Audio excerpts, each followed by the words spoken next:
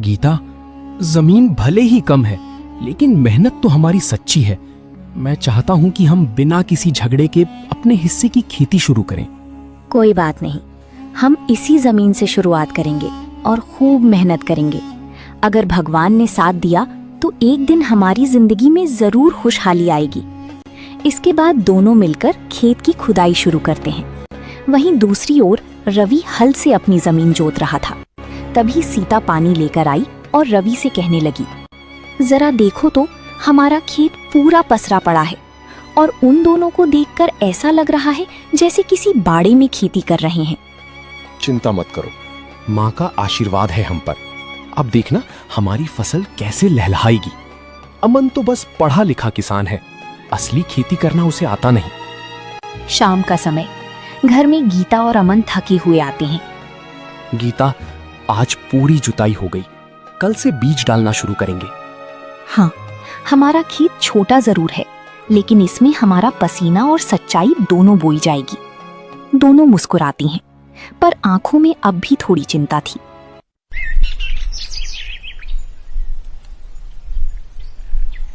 अगली सुबह गांव के चबूतरे पर कुछ बुजुर्ग बातें कर रही थी।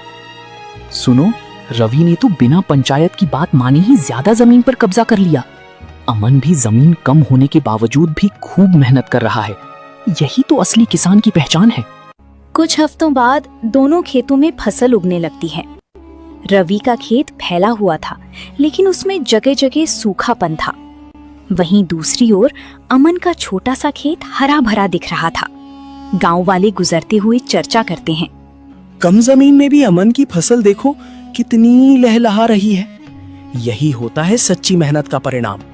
रवि ने तो काम बैलों से करवाया, लेकिन अमन ने अपने आप खेत की खुदाई की और बीज डाला। रात का समय, हल्की बारिश हो रही थी। अमन और गीता एक दूसरे को देख रहे थे। कभी कभी लगता है कि माँ ने जो किया वो शायद हमारी परीक्षा थी। हाँ, और हम उस परीक्षा में पास होंगे क्योंकि हम सच्चाई के रास्ते पर हैं।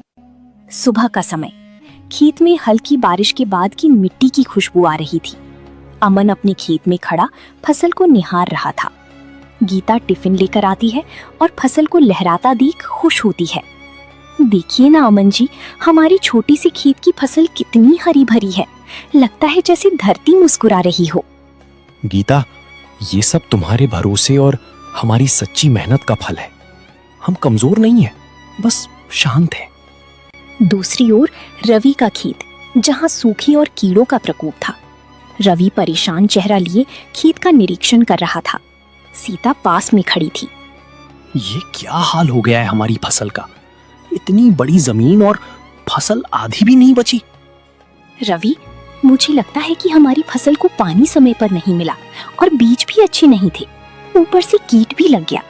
अब हम क्या करेंगे? वो देखो, अमन की छोटी जमीन में इतनी फसल और हमारे यहाँ सब चौपट। उसी तो बस किस्मत का साथ मिला है। मेहनत करना उसके बस की बात नहीं है। कुछ दिन बाद गांव की मंडी में सभी किसान अपनी फसल बेचने आए थे। अमन अपनी ही फसल लेकर पहुंचता है। व्यापारी उसके फसल को देखकर दंग रह जाते हैं। वाह अमन जी, ऐसा शुद्ध अनाज बहुत समय बाद देखा है। हम इसके बाजार भाव से भी ज्यादा दाम देंगे। धन्यवाद साहब, ये सब मेहनत और धरती माँ की कृपा है। वहीं दूसरी ओर रवि खड़ा था, जिसकी फसल व्यापारी वापस कर देते हैं। आपके अनाज में नमी और कीट है। हम नहीं ले सकते रवि जी। ठीक है, कुछ दाम दे देना, पर मेरा अनाज खरीद लो। माफ कीजिए, हम नहीं ले सकती। ये हमारे गोदाम में सड़ जाएगी। इसके बाद रवि दुखी मन से अपना अनाज वापस लेकर घर आ जाता है।